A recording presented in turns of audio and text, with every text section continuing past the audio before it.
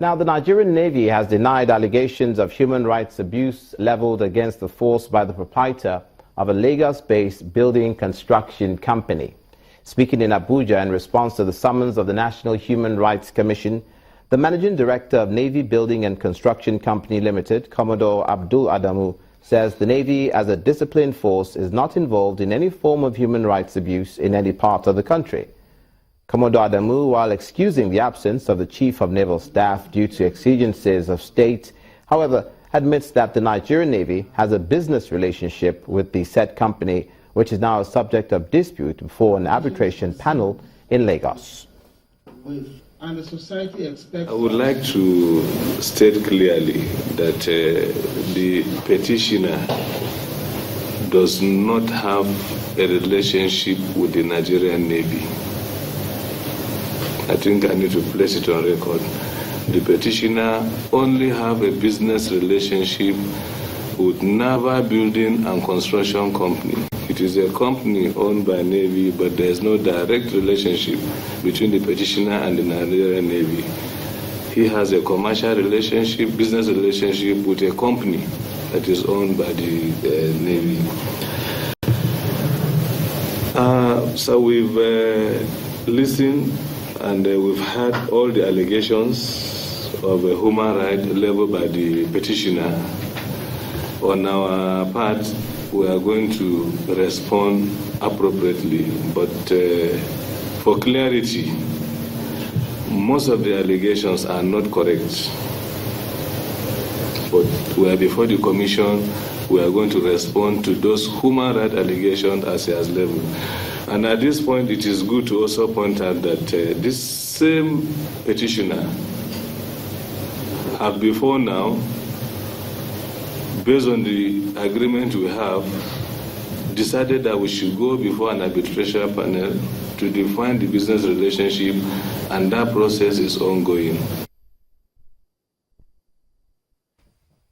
To the health sector now, and recent outbreaks of cholera in the southwest, in Lagos State to be specific, have been raising concerns, especially amongst professional groups in the health sector, one of which is the Environmental Health Officers Association of Nigeria. To take a look at these issues, I'm now joined in the studios by the president of the association, Mr. Samuel Akingbenyi. You're welcome to News Across Nigeria. Yeah, thank you very much. Now, the Commissioner for Health in Lagos State, Dr. Jide Idris, spoke of the outbreak which happened in Isolo, local council development area. He says that has been curtailed and there's no more spread of cholera in that part of the state. What are your concerns?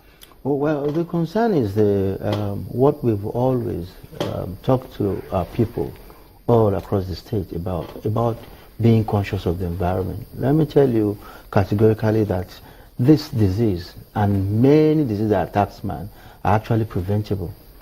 They are preventable, and if our people can just work, in close collaboration, cooperating with environmental health officers as they come to inspect their premises, giving them one or two things to do to avert such occurrence, it would have been very much okay. Prevention is better than cure, and actually it's even cheaper. We would have saved ourselves of the embarrassment of having people to die, having people to be on sick bed. When you say inspect sorry to interrupt, when you say inspect their premises, is it more of a public health concern or a private residence and business concern? It is all. It is all. Premises inspection covers all premises, i.e. private premises, business premises, hospitals, government premises, everywhere, because this is where people are.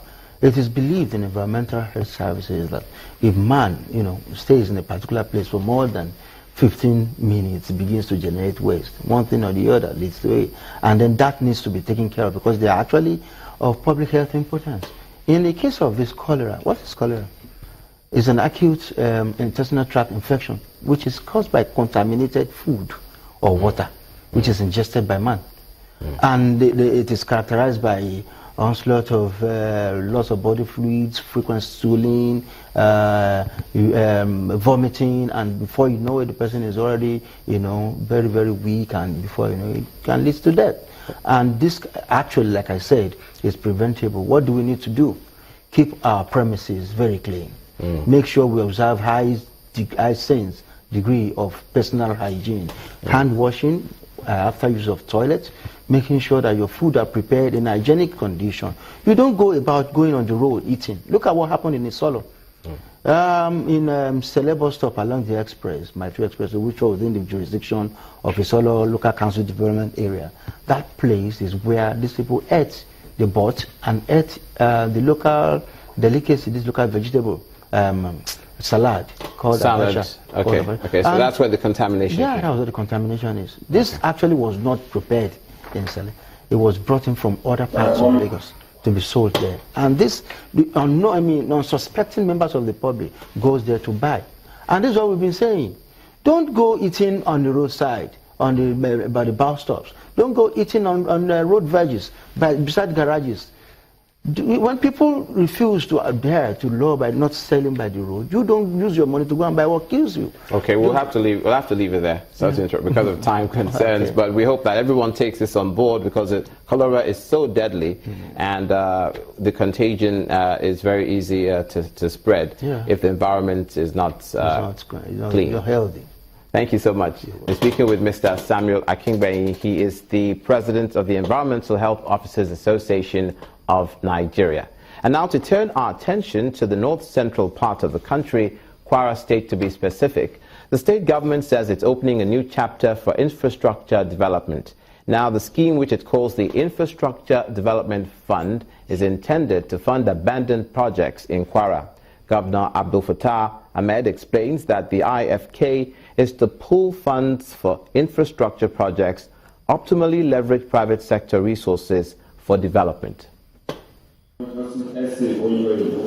With the economic downturn hitting hard on the nation, states are finding alternative ways to raise their internally generated revenue and plow same back into infrastructure development.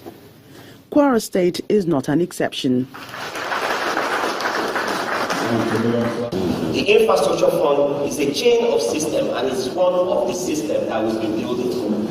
What did you charge us with? You ask these questions. How do we remain viable? How do we survive? How do we sustain ourselves? How do we emerge stronger? And how do we ensure that we never go back? We never go back to looking at the federal government to sustain us. We never go back to looking at petrodollar to sustain us. So what do?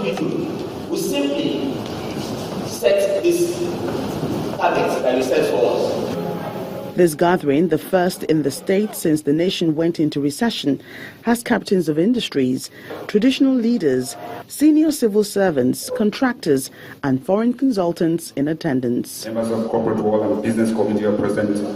They're proposing a 5 billion naira investment fund for infrastructure, an idea the state government believes is a good alternative to the monies shared from the federal purse every month. In order to ensure accountability and isolate the funds from political control, the IFK will be managed by a reputable investment company, Investment One, which has been appointed by law as trustee for the scheme.